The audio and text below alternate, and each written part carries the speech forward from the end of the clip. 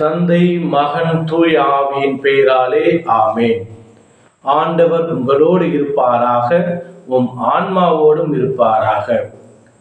ஓநாய்களிலே ஆடுகளை அனுப்புவதை போல உங்களை நான் அனுப்புகின்றேன்.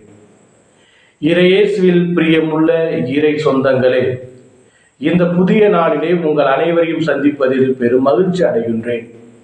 இறைவனுடைய ஆசீர்வாதமும் அன்பும் அரவணைப்பும் உங்களுக்கும் உங்கள் குடும்பத்தில் உள்ள அனைவருக்கும் கிடைக்க சிறப்பாக ஜெபிக்கின்றேன்.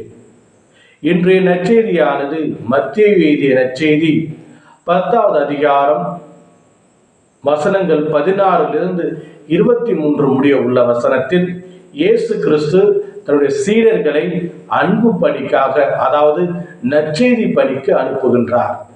இவ்வாறு அவர் அனுப்புகின்ற பொழுது அவர்களுக்கு கூறிய அறிவுரை: ஓநாய்களிலே ஆடுகளை அனுப்புவது போல உங்களை நான் அனுப்புகின்றேன்.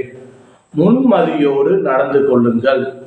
என்ன பேச வேண்டும், எப்படி பேச வேண்டும் என்பதை பற்றி கவலைப்பட வேண்டாம். உங்களுக்கு தூய ஆவியானவர் அருளுவார்.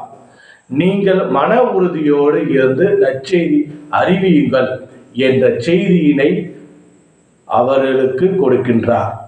இதே செய்தியை தான் நாம் ஒவ்வொருவருக்கும் இயேசு கிறிஸ்து இந்த நற்செய்தி மூலமாக அளிக்கின்றார். நாமும் முன்மதியோடும் என்ன பேச வேண்டும், எப்படி பேச வேண்டும் என்பதை தெரிந்து கொள்ள தூய ஆவியின் வல்லமையை பெற நாம் சிறப்பாக ஜெபிப்போம். அவருடைய குரலுக்கு செவி சாய்ப்போம். அன்புமிக்க இறை சொந்தங்களே, இறைவன் நம்மோடு இருக்கின்றார், நம்மை அன்பு செய்கின்றார். ஆகவே இந்த புதிய நாளை அவருடைய ஆசீர்வாதத்தோடு தொடங்குவோம். முன்மதியோடும் பரிசுத்த ஆவியின் வல்லமையும் நமக்கும் கிடைக்க சிறப்பாக ஜெபிப்போம். எல்லாம் வல்ல இறைவன் தந்தை, மகன், தூய திரு ஆவி உங்கள் அனைவரையும் நிறைவாக ஆசீர்வதித்து காத்து வழிநடத்துவாராக. ஆமேன்.